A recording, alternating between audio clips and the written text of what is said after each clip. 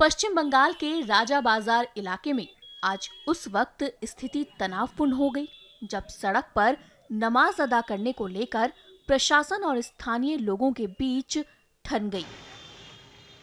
राजा बाजार रोड, जो आमतौर पर व्यस्त रहने वाला इलाका है, आज पुलिस छावनी में तब्दील नजर आया।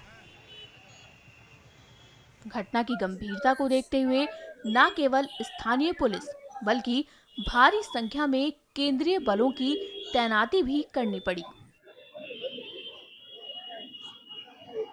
विवाद की शुरुआत तब हुई जब राजा बाजार रोड के एक संवेदनशील इलाके में बड़ी संख्या में लोग सड़क पर एकत्रित हुए और वहां नमाज शुरू कर दी।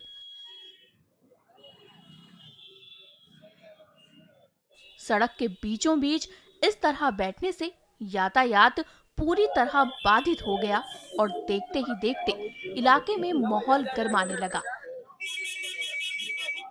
यह कार्रवाई उस वक्त हुई जब पश्चिम बंगाल में नई सरकार ने पूरी तरह से कार्यभार संभाल लिया है। सरकार ने सार्वजनिक स्थल पर नमाज अदा करने को लेकर सख्त रूप अपनाया है और इस पर दिशा निर्देश भी जारी किए हैं। सड़क पर यातायात को सुचारू रखना प्रशासन की पहली प्राथमिकता है। जैसे ही राजा बाजार रोड पर सड़क जाम होने की खबर मिली, पुलिस प्रशासन तुरंत हरकत में आया। हर कोई चाह रहा है कि शांतिपूर्ण रहे। बंगाल का कोई भी आया है, कोई मतलब नहीं है। हम लोग को शांति से रहना है, एक दूसरे का कोऑपरेट करना है। यहाँ सब धर्म का पालन करेगा और सब अपना अपना धर्म को मनाएगा। उसी सब कर सकता है, किसी का भी धर्म में हर काम को शांति से करना है और लॉ एंड ऑर्डर को एकदम कंट्रोल करना है। ठीक है, पुलिस और हम लोग जो है सब एक दूसरे का कोऑपरेट करेंगे। यहाँ पर घटना क्या हुआ? अचानक पुलिस क्या हुआ? देखिए, यहाँ तो बहुत जमानत है, यहाँ पर नमाज होती है। आया बाहर में, आज एक जालिम बादशाह बैठ गया है और ये लोग एक कानूनी सुबंधो अधिकारी वजियाला है, उन लोगों ने बोला कि नमाज बाहर में नहीं होगा, तो नहीं होगा। हम लोग डबल नमाज पढ़ेंगे। एक हफ्ता में बाहर में नमाज पढ़ने से कहाँ हम लोग कर लेंगे।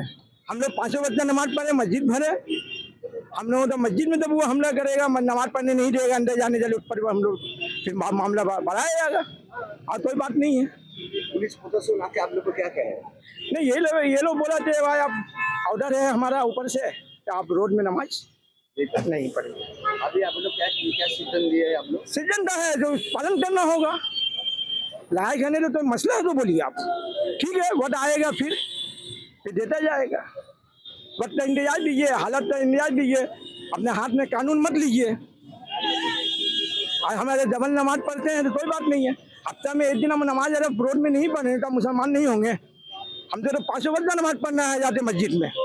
इस तरह परिस्थिति क्यों हुआ? इतना फोर्स, इतना पुलिस, क्या करना? नहीं, ये कोई घटना यहाँ नहीं घटा। एक्चुअली क्या है कि बहुत सारे दिनों से यहाँ पे रिलीजियस प्रैक्टिस, चाहे जो भी धर्म का हो, मुसलमान रोड पे नमाज पढ़ते थे, हमारे हिंदू भाई पिंडाल लगाते और पूजा करते थे। सब लोग रोड पे ही इस तरह से करते थे। अभी गवर्नमेंट रिफॉर्म हुआ है, नई गवर्नमेंट आई है। नई गवर्नमेंट आने के बाद में उस लॉ को इम्प्लीमेंट कर रही है। पुलिस उसको इम्प्लीमेंट करने के लिए, प्रोटेक्शन देने के लिए यहाँ पे खड़ी थी। तो चूंकि लोगों को मालूम नहीं था कि आज फर्स्ट जुमा था, ये ऑर्डर आने के बाद में, इसलिए लोगों ने कुछ रास्ते पे नमाज इस तरह से हमेशा पढ़ते आए हैं। तो हम लोगों भी ने समझाया और पुलिस भी सपोर्ट किया, जिसके वजह कर पीसफुली तरीके से सब कुछ हो गया। अब आप समझते हैं जब लोग अवेयर नहीं होते हैं तो थोड़ा सा तर्क और वितर्क होता है, तो यही हुआ है। बाकी पीसफुली तरीके से सब कुछ यहाँ पे आज का प्रेयर हो गया।